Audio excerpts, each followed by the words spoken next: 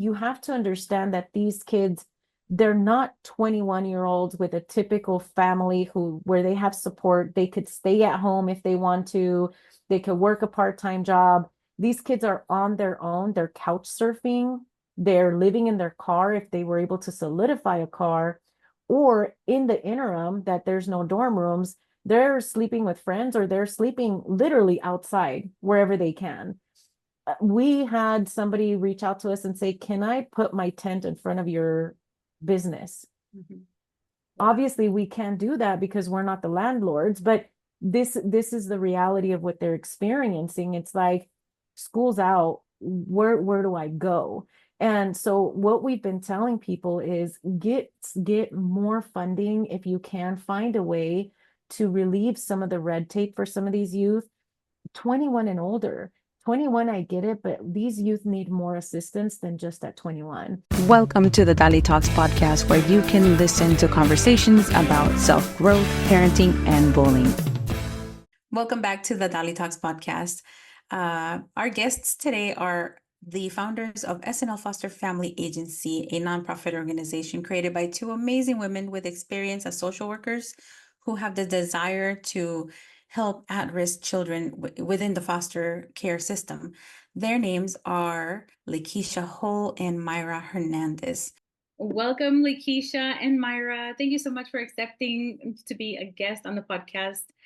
So tell me a little bit about how you two met and how you came to, create S&L Foster Family Agency. Well, I definitely always like to chime in on this first because it's a great story, I think. Lakeisha and I actually met, and I always joke and say she was my boss at the time, but it's not funny. She was. And I had the privilege and the honor of working under Lakeisha's leadership at a previous FFA, and she was an incredible supervisor. And we just matched very well in how we worked, the way we worked with cases. We had very similar ways of navigating with some of the clients. Lakeisha and I had been in foster care for a long time, but Lakeisha was one of the very first supervisors who, when there was an issue with the client, she'd be like, "I'm going with you." And I'd be like, "Okay." And she'd jump in my car and we'd go to some of these visits together and we would manage some of those situations and conflicts together. And I think it started to build a very big trust in who she was as a leader, but also in how we worked mutually for these clients. And at some point, I decided that I was going to leave and I kind of didn't know where I was going to go. And I think we met and we were like, "Should we do this?" And I was like, "If you're doing it, I'm doing it." And we took a big leap of faith. And that's kind of my version of this story. We took a big leap of faith and we said, "Let's do this. We can. And we want to serve very differently. We want to be very hands-on." And we started S&L. Now, at the time, my mother-in-law, this was during COVID, my mother-in-law got COVID and she started having multiple organ failure. She went into the hospital and she didn't come back out and she passed. And my mother-in-law was the very first mother figure, maternal figure that I had since I was 11 years old. And it was a very big loss for our family. And S&L, the S stands for Sandra. And so she is in the name of S&L and she will forever be. And then we kind of went from there, but I'll let Lakeisha tell you her version of the story. And it's very similar. Yeah, so again, we did work at an agency together. And honestly, Myra was like I always say like my right hand man, right? Like she was my go to as my top social worker. So I I felt like it was just put on my heart to always open my own agency at some point. Just didn't get around to doing it or starting it. And I come from a family that has like, we have entrepreneurs in our family. So it was always a given that I would start something just didn't know exactly when. And over time, I just saw like Myra's work ethic. At the time when I was her supervisor, never thought to have her come on because I was pretty content in my job at that time. But then slowly I started seeing that, hey, I can't serve in a way that I really want to help these kids under someone else's direction. So that's when I decided to no longer work there, and over time just decided like, hey, do you want to come and partner with me? And I'll never forget our conversation. Myra was kind of like, yeah, I'd work with you, and I'm like, no, like partner, like be my partner. Because I just felt like you and I are already doing this work. Let's do it together and have a partnership. So that is how we started, and it's just been amazing. And the L in S&L, my grandfather passed away um, around the same time, honestly, as Myra's mother-in-law did. And he passed away from cancer.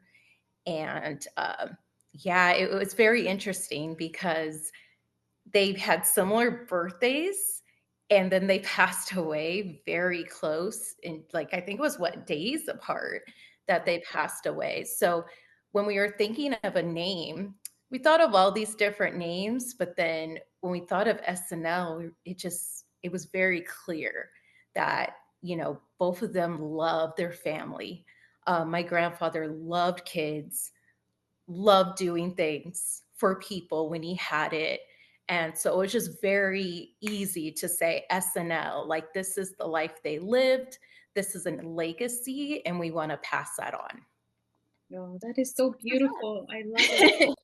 Wow, and it sounds like it was just one of those like those friendships that it just naturally comes together. And Mhm. yeah, that isn't that incredible how that happens? That is beautiful. And I say that is a gift too, because I don't think everybody gets to experience that in life.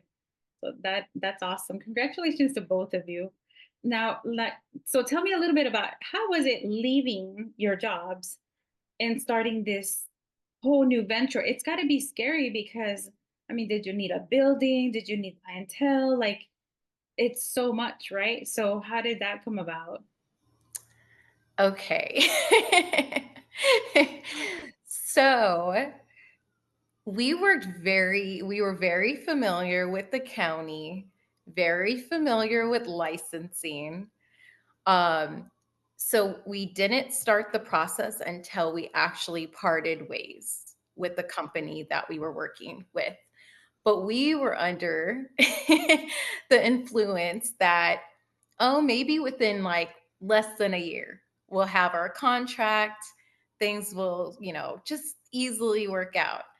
Well, there were a lot of things that happened in between there, such as like, new caseworkers being assigned our file, which that gets pushed back. So we started the process in August 2021, and we just received our county contract, and we are just finalizing our licensing to open up doors for resource families. So with all that being said, for me, it wasn't too scary at first because, again, I've come from a family of entrepreneurs. I've seen the work that goes into opening up a business, but to wait this long, at some point, we have a lot of ups and downs. And there's times where it's funny because when Myra's up, that's when I'm typically down. And when I'm like the opposite, right? So it's been nice because we're able to keep each other going. And then, of course, we have a lot of amazing community partners who are keeping the agency afloat as well. Um, and that gives us hope. So it just seems like when we do feel like, oh, did we make the right choice, something always comes about it and lets us know that, hey, oh yeah, we did the right thing.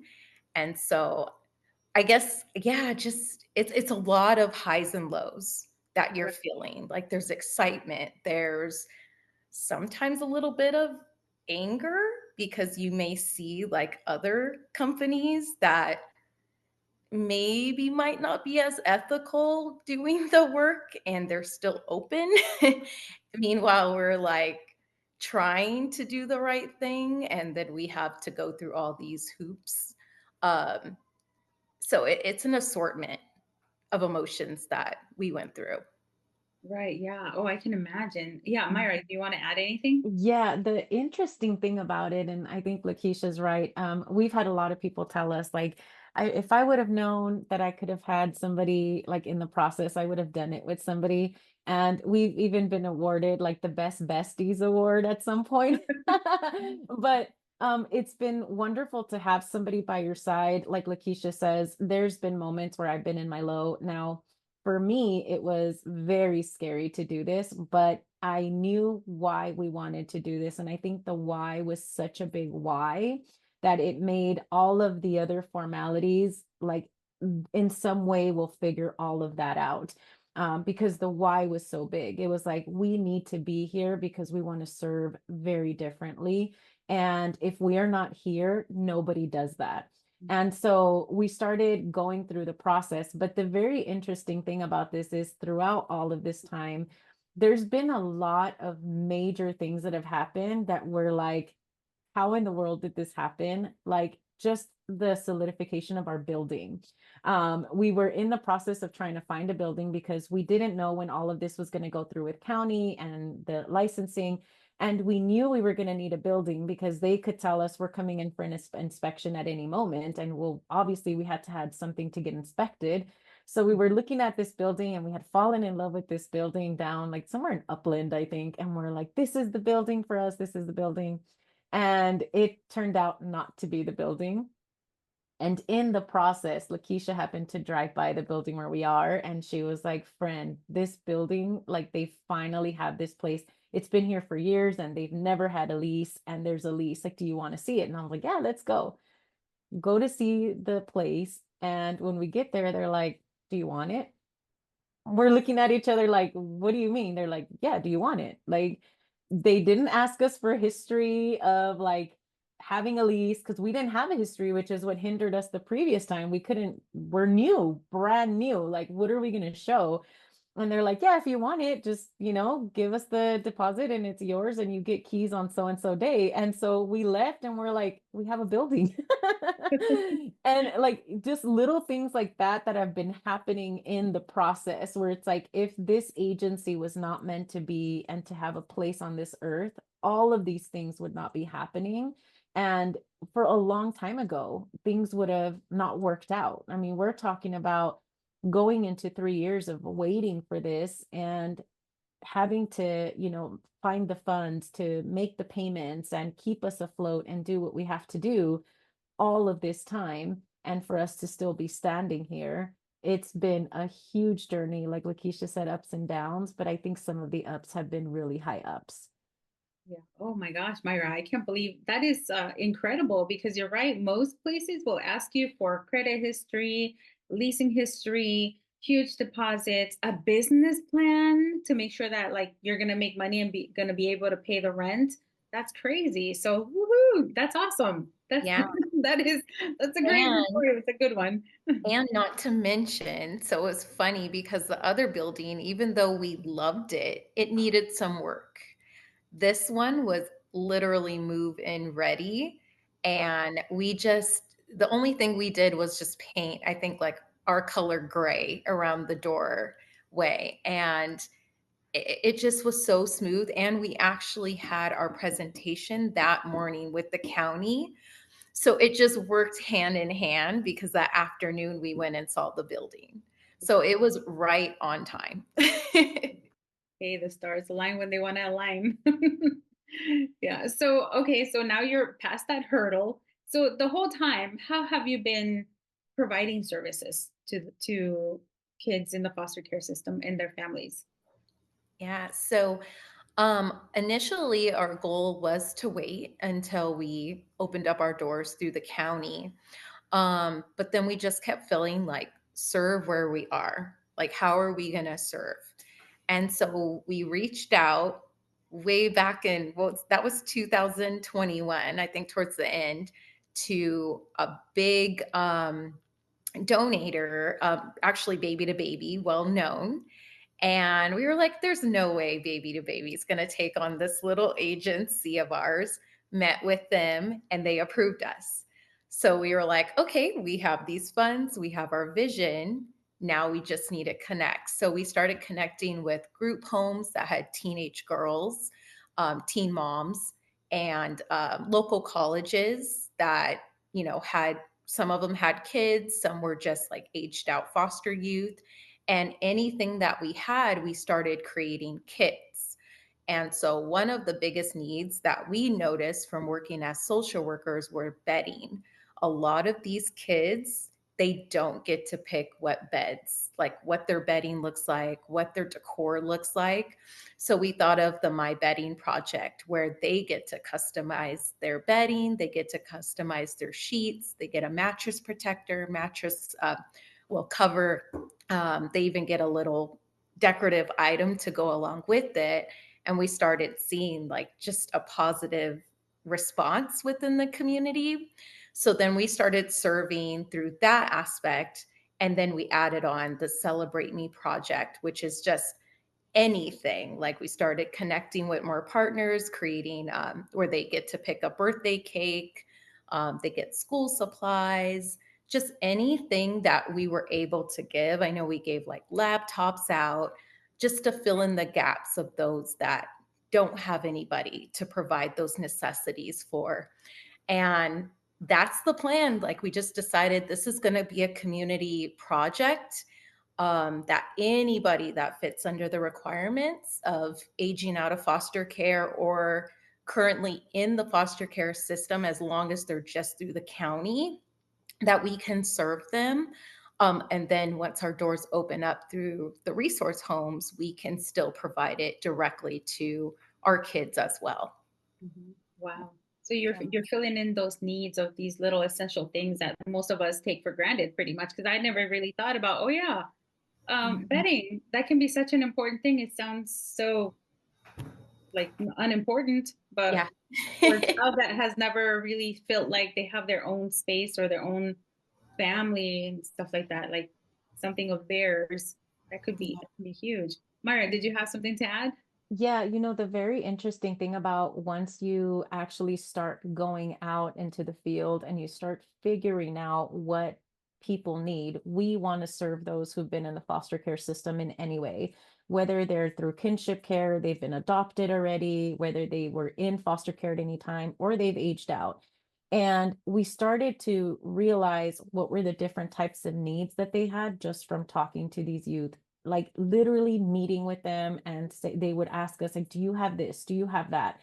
The wonderful thing about it is that the moment we started serving and we said we're not going to wait for funding or county, like we're whatever we have, we're going to give it, the more partnerships started showing up at our doorstep. A lot of people ask us, like, where did you find these people? We didn't find them. They found us in some way. We would get a message. That happened with you, Dali. You messaged us one day and you're like, Yeah. hey, I have this curriculum. And we're like, hi, Dali, nice to meet you. And this is kind of what started happening, is that people started hearing about us and they would reach out and they'd be like, hey, I can donate this item. And then we would meet a youth that needed that item. And then we started getting gift cards. And then we found out that somebody did birthday cakes. So we were serving some of the youth and we started giving out birthday cakes and birthday gifts and then Christmas gifts. And we met another organization that's been amazing to us, Warrior for Children, and they're constantly providing some of these donations for our youth as well. And so we ended up we have a huge closet now at our office that has a variety of items, and our kids come shopping and they get to tell us, I don't like that, that's not my style, or I love this and I'm taking that. And it's become more of a one-on-one process with our youth, where it's not just this, we've had youth that tell us, I'm not a charity case, right? Don't bring me 1,000 backpacks, I already have backpacks, bring me something that I need. And that's been our situation. It's like, come in and you get to pick what you need and you get to take what you like. And so it kind of started opening doors and opening doors in that way. But I think the biggest decision that we made one day is we sat down and we're like, where can we serve right now, where we are, so that we're not just sitting idle and not doing anything. We left to serve, and that's what we've been doing. So, what are some of the things that you still see that is a big need that is still not met? Housing is Yeah, huge. housing is huge. Because even though, say, we have this contract through the county, we can house kids from newborn to 21. The problem is that once the kids a lot of times turn 18, a lot of the families don't want them anymore. In the past, I've actually had families that could not wait, and this is not under our agency, but could not wait to get children out of their house once they turn 18, and they did not even graduate high school yet. So under these terms, we know, right, if a child gets kicked out, they don't graduate high school, that's going to affect them long term, right? Um, and sometimes once they're 18, if they're not in a great placement, they just leave. They're like, I'm 18 now. I don't want to deal with this. I just want to get out of foster care. So, Myra and I, our goal is to thoroughly educate these kids. A lot of times it's 14 when they start working on like transitional goals. We created a checklist where we want to start working with them a little sooner than that, just to go over some of those, educating them like, hey, where do you want to live? Like, have you thought about a career? Let's explore some careers. Let's educate you so that way realistically, like if I want to live in this neighborhood, well, guess what? Let's see what it costs to even live in this neighborhood. What kind of job are you thinking about doing? If you're just working fast food, you're probably not going to just be able to afford this apartment, right? We've done workshops in the past that teaches them about housing. We've partnered with amazing people that taught just about budgeting. So that's kind of like our plan is we know there's a need. We know that once they turn 18, or say we have some young adults who they age out of foster care, they go and do great things, they go to college, but then they have this degree and they don't have a place to stay because they can't dorm anymore. So it's like now you have this young adult with this degree, they don't have a job yet, and then now they're trying to find a place to live. Like that just doesn't add up.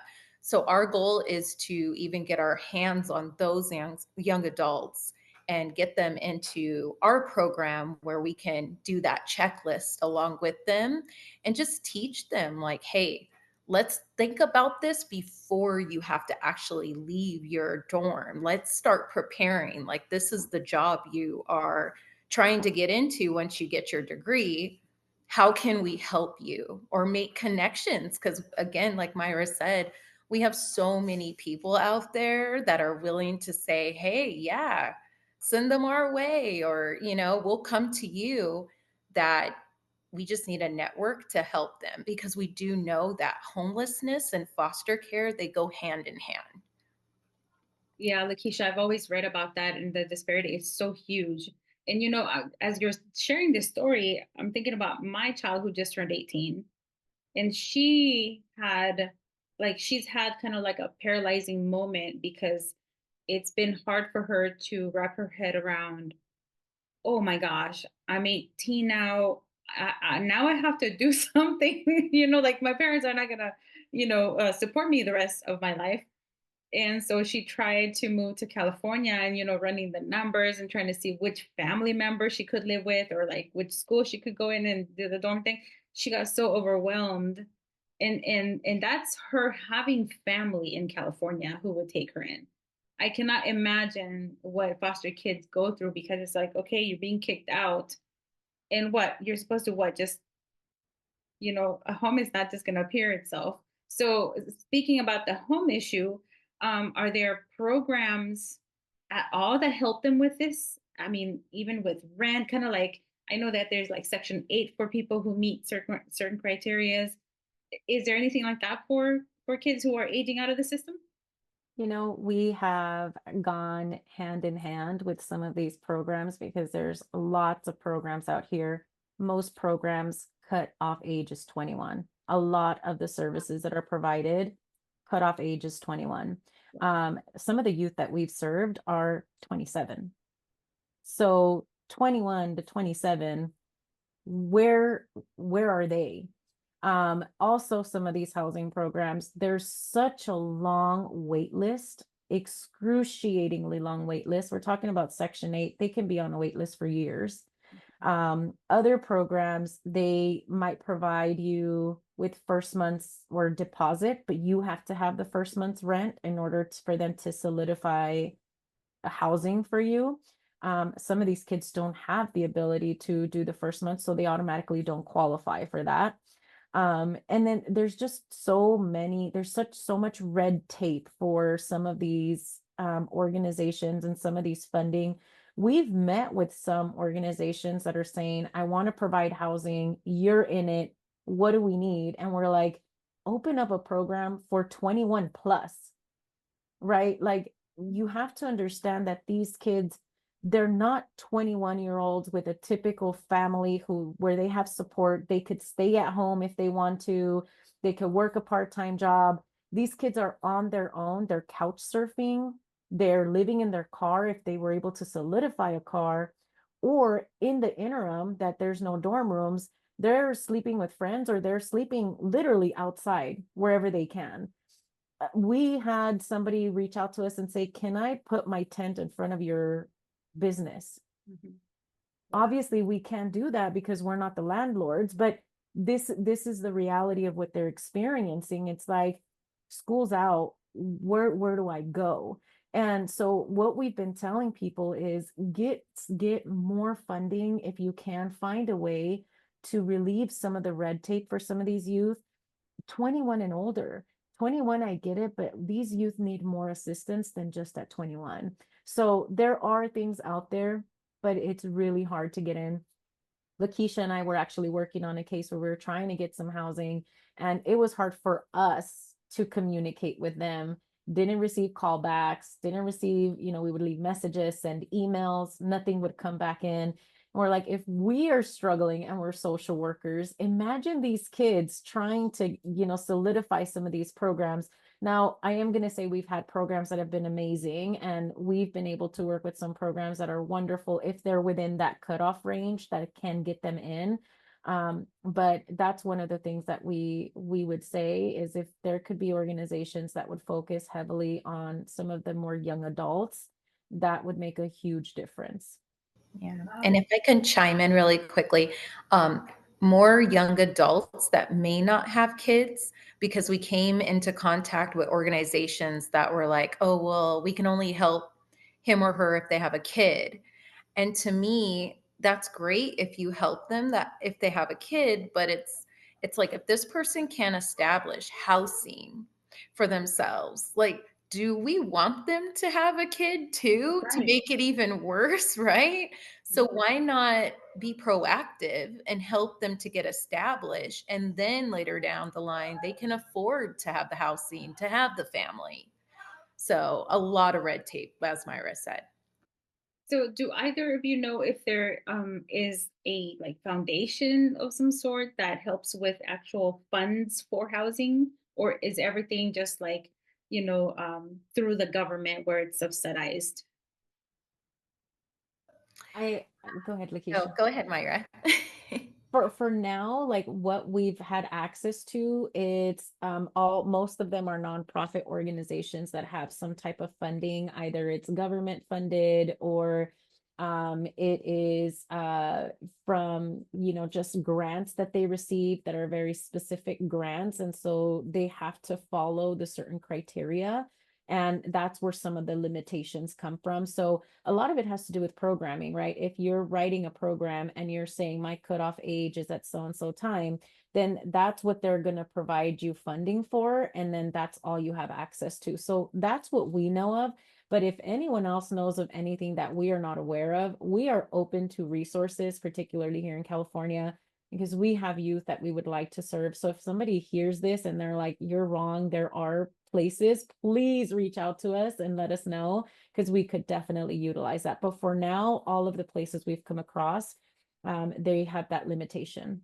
Yeah, I mean, I'm surprised somebody hasn't started a foundation like that because it's such a need. I mean, I've read about this for years that, kids who age out. And now I didn't know the specifics, but I've read, that there are challenges with schooling, with certain programs like medical for them and all kinds of stuff. So yeah, it's kind of surprising that this has not been addressed yet. Shoot, you know what? When I post this video, I'm I'm tagging Tiffany Haddish because I know she's done a lot for them because she was in the foster care system. But oh my gosh. So there's something that I think Lakeisha, you said that you can take in kids from like, infants to, a certain age. Now, um in your building, is your building just for services, or is that like going to be used for temporary housing for a number of kids? How Yeah. So what we do is we basically certify qualified families. So we go through the process of doing background checks, going into their homes, making sure that the house itself is up to par. And then we also do thorough assessments like home studies just to get to know who the family is.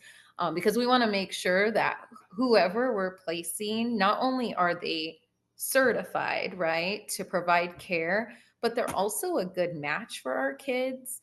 If a family is saying, I don't want teenagers, I'm probably not going to place a teenager in their home because it's basically failing them from the start. So yeah, our plan, we just go in and we'll certify qualified families, and then we're placing the kids through a matching process.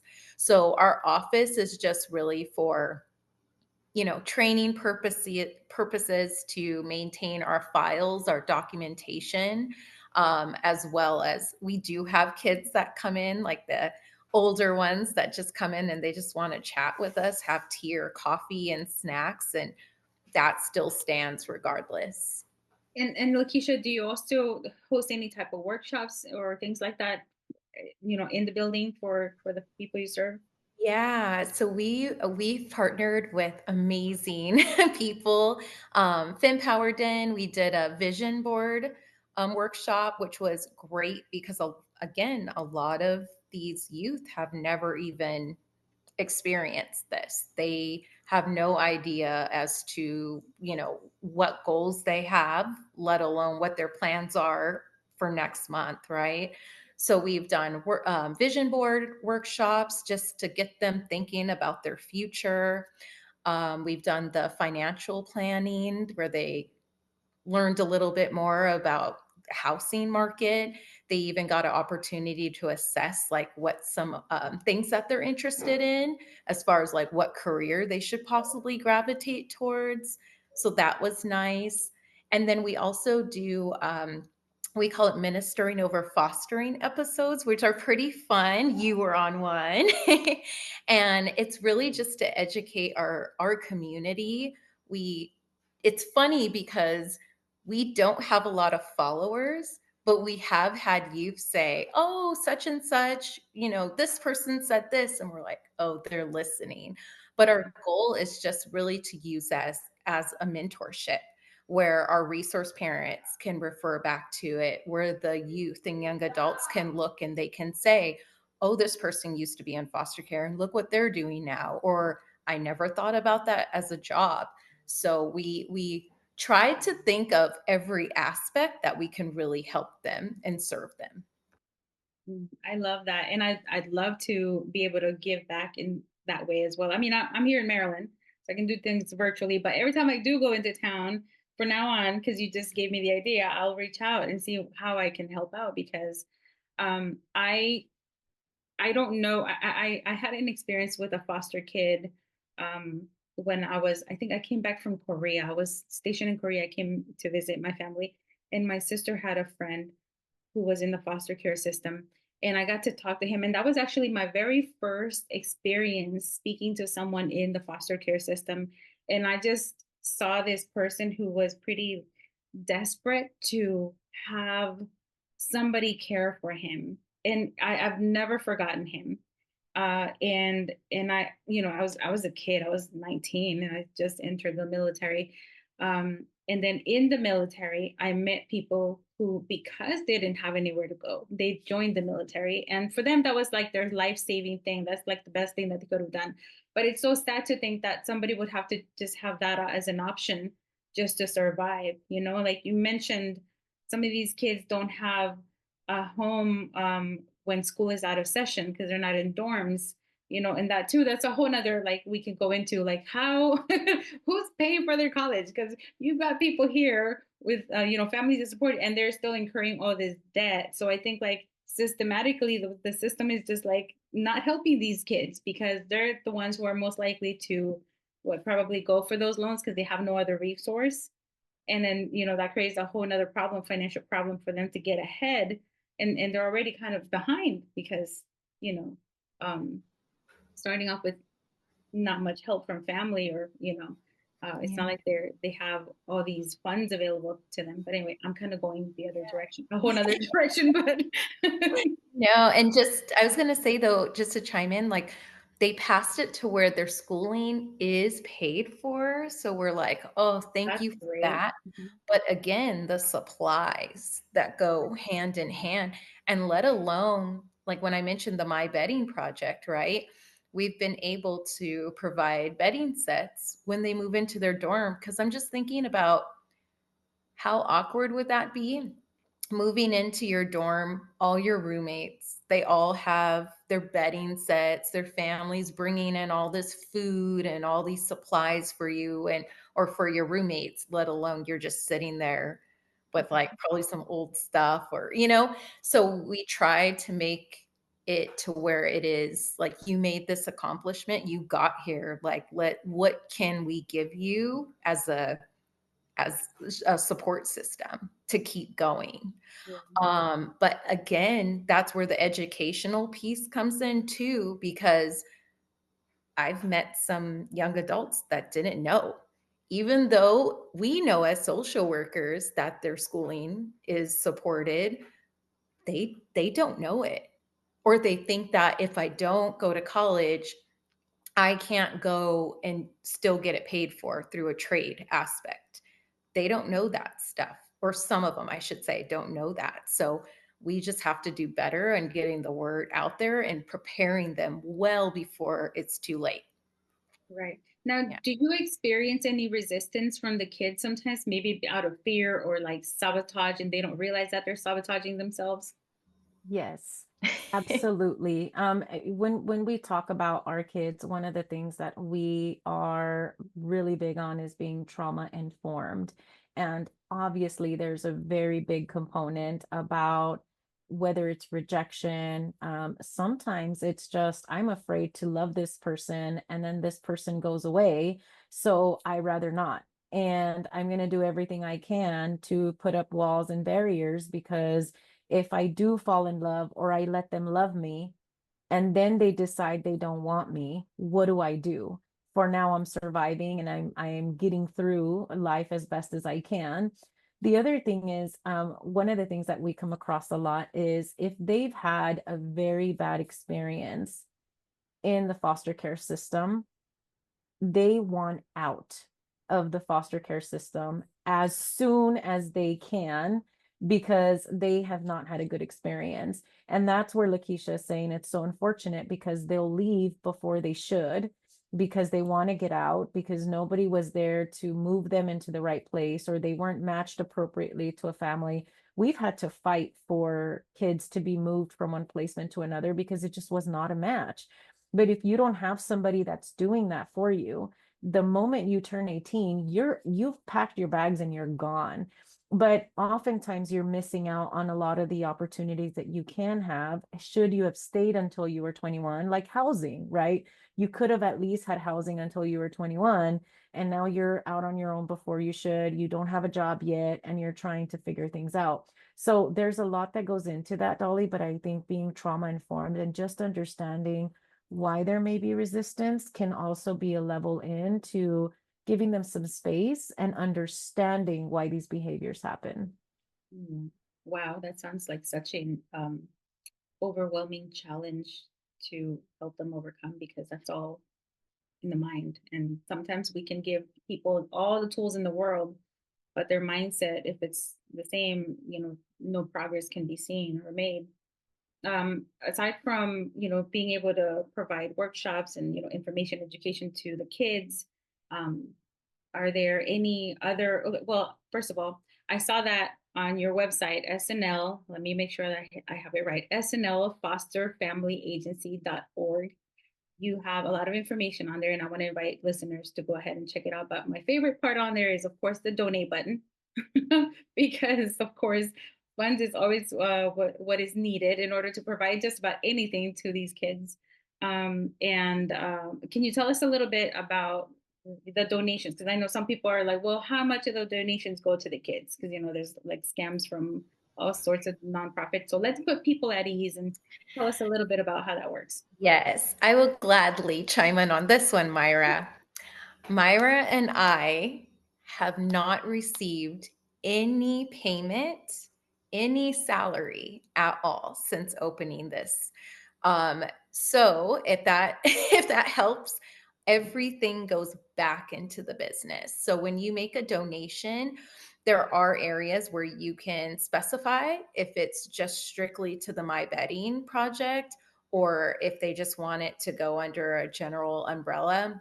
We do have partners that just mail us a check sometimes, and it's general because they know we're going to put it to good use. And a lot of times that is like if there's a special request that comes in, we do apply for grants. So there are grants that are designated just for certain things, but donations, a lot of times, if it's just a general one, that is put to some type of supplies or something that is needed to go back to them. And Lakeisha, do you have corporate sponsors?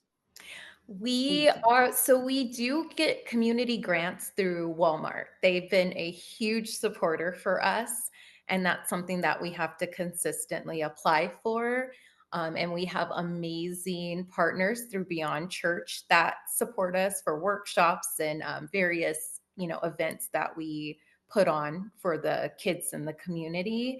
But overall, it's just us applying for grants. Our community who wants to just give us some funding to just supply for our overhead, because we do, out of some of the funds that are coming on, we have a building to pay for as well, because this is where we have our closet for them to come and freely shop.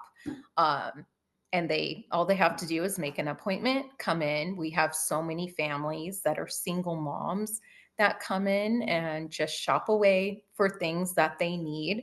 And these are all verified individuals that we absolutely know that they need the support. And Yeah. I also see that you have, I'm sorry, go ahead. I was just going to say, as far as like donations go, that we're very picky about who we partner and allow into the mission that we do, because we've talked a lot about red tape, and sometimes having certain sponsors requires for you to adjust the way you're serving. And we have had to turn away particular funds or things like that that would change the way we serve our program. So we're very, very picky about who we allow to work with us, because we want to have the ability to do this with as little leeway as possible so that we can serve as many kids as we can that need it. And so with that being said, our salary will never come from the community program. That will be coming from county eventually, but it will never come from what comes in for our community programs. That everything that comes in goes right back out to serve these youth.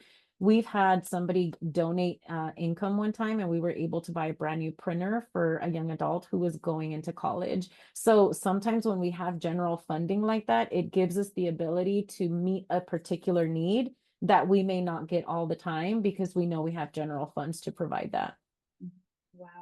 Well, thank you so much for sharing about that. And I saw also that you have on your website that shop button. Can you tell us a little bit about the merch that you have for sale there? Yeah, our shop right now is probably needing to kind of get fixed a little bit. We do have some items, we don't have a lot of them. We've had most of the items that we had purchased, but we're constantly looking at ways to continue. Part of what the shop is, it's not also to get funding, but it's also to put little messages out into the world to remind people what foster care is about. So we created one that said "Be the Village," right? Anybody who was part of our village was able to purchase that shirt. And we've had like some of our partners that purchased some of them, they'll like tag us and they're working out in their Be the Village shirt with the S&L logo, right? And so it's just another way of advertising and letting people know that we're here in the world, we exist, but also to let people know that you are supporting a good cause. So I think right now we have some cups still available, which are super cool. And we have some of them, but we'll be adding more to that shop as soon as we get some more things in that we can put in there. Yeah, great. Thank you so much for sharing about that. Any last words before we go? You know what? I'm just gonna leave this little thought. As social workers, when we talk about the extended age youth that aged out of foster care, there's a stigma. So when we're talking about that 21 or 18 to what, 30, even 27, 30 years old, a lot of times people feel like, oh, they should be established by now. And as Myra already touched base on that, they're starting at a later time. They don't have the same opportunities as us. But also, there's the stigma that, oh, they get so many things, they don't need more. And that is that is like farther from the truth. We, of course, we know of events, right, where these kids are offered a lot of things, but like Myra said, they don't need 10 backpacks, right? They need choices. Like, let's sit with them for now on and ask them, what do you actually need? Um, Another thing is, we provide shopping experiences that sometimes we even bring to the colleges. And you will be surprised of the amount of kids that will actually say, oh, I really like this, but they'll take one. Mhm. And we're like, you can have another one. And it's something so simple as, say, like perfume or an eyebrow pencil or, pencil case, something so small. But they're like, oh, we want to make sure that the next person has enough. So I just want that to sink in to some of the listeners, that when you're donating, don't really focus on like they have so much, because the reality is they really don't. They really are only taking what they need in that moment. Thank you so much. Myra? I would like to also leave another little thought. I think these are little nuggets, and you can tell Lakeisha and I get very passionate because we are out there and we see it. But if anyone here has an extra bedroom and they're saying, I don't want to foster, that's never been something that I thought about doing, but you have an extra bedroom that is just sitting there, and you might say, hey, maybe I can partner with S&L and say I have a room that I'd be willing to rent to a young adult. Please reach out to us, because we have one or two families that have done this for us in the past. Now, this is not through county. This is something that you do with the youth, and you sit with them and say, this is how much you're going to pay rent, and this is what the regulations look like. Obviously, we implore that you look and you become realistic about what they can afford so that they can actually thrive. But not only is this a good place to think about, I'm going to open my home to somebody who's a young adult, is not going to need supervision and all that. They just need a place to stay. But also think about, how can I be a mentor to this young adult? They may not need a parent, right? They may not be looking for an adoptive family. They might be looking for an older adult that they might be able to say, hey, my car broke down. What can I do? Or hey, I'm thinking of opening a bank account to start some investments. What is your recommendation? And that these adults can say, not only am I providing a space for you to stay so that you're not out on the street, but I'm also going to be willing to give everything that I have. That's all the knowledge, all the experience. I'm willing to give that over to you so that you can learn from somebody that's already been there, done that, right? And if we can create more relationships like this, where people think outside of the box and they can say, there's so many people that are empty nesters right now. Their kids are in college and they have extra bedrooms. Why not look for an agency and say, if you have any youth that are struggling, please contact me. Now we can figure out requirements, what you're looking for, how to match, because Lakeisha and I are really good at matching families with kids. Not everyone's a match, and that's okay. But that might be something to think about, and maybe somebody kind of needs to sit with that for a little bit. Mhm. Oh, I'm so glad that you mentioned that, because as we've been having this conversation, I think about the homes I have owned and how many empty bedrooms I've had that could have easily been, somebody's room, somebody's home too, that really, really needs it. And I know that there's like programs like that for veterans nowadays, but yeah, kids really need just the thought of anybody having to spend a night here and there or like on a couch or outside, that's just we live in a country where that absolutely should not happen. There's so many resources, there's so much available, and we just, I think that what we're lacking is knowledge about how we need to help, and also honestly heart, because a lot of people are like, oh no, I can't have a stranger in my home, or I'll take them, but they gotta pay. And living in California, I mean, rent alone there, oh my God, it's ridiculous. So yeah, I'm glad that you mentioned that. Be mindful of what is realistic for them to pay, and just like do it with heart and not for the purpose of making money off of them. They've already been through enough. They don't need another person to, you know, take advantage. But again, your website, I'm gonna repeat it one more time in case people want to go and check it out. It's snlfosterfamilyagency.org. And on there, you're gonna be able to see how to donate, events, also more about both of you, and a way to contact you. So ladies, thank you so much for doing this work. I know that it's gotta be emotionally taxing at times, especially when you're not getting the results that you want. And you probably get attached to the kids. I mean, that's just a human thing, right? Like, it's just hard not to get attached. But thank you so much for sharing your story, and I hope that you thrive. Have you had your opening of the building yet, like a ceremony? Yes, we did. Okay. Yes. Wait, so how long ago did you move in? We moved in 2022. Oh, okay. It's been a while. And we couldn't wait. So we had our opening pretty fast. Yeah. Oh, I wish I would have been there. That would have been great. But yeah, again, thank you so much, and congratulations for your success. And I look forward to seeing what more amazing things you're going to do for the foster kids that really need it. Yeah. Well, thank you, Dali. I think on behalf of S&L, thank you so much for who you are and what you're doing in this world. And I think I've told you many times, but I keep telling you, is that I'm constantly giving your information out to people. There's actually a academy that is a Christian academy, and they just reached out to me for some information, and I was like, you need to have Dali stuff for this, because bullying happens in schools. And so we do also appreciate the work that you do, and for giving us this space. Lakeisha and I love to talk about S&L and what we're doing, and so anytime somebody reaches out, we are always ready to go. But also, for anyone that's listening, you can check out our Instagram. That's where we do the most. Instagram. You can find us at SANDLFFA at Instagram, and you'll see videos. You'll see a lot about me and Lakeisha, and anything that we do is up probably right away through Instagram. So that might be a good place to look for. Yeah, I'm so glad that you mentioned the social media. Thank you so much, ladies. It's been wonderful speaking to you. Thank you. Bye. Hey, did you like that episode? I really hope that you did. And I have one ask. Will you please write a review and share this episode with another person? Thanks so much.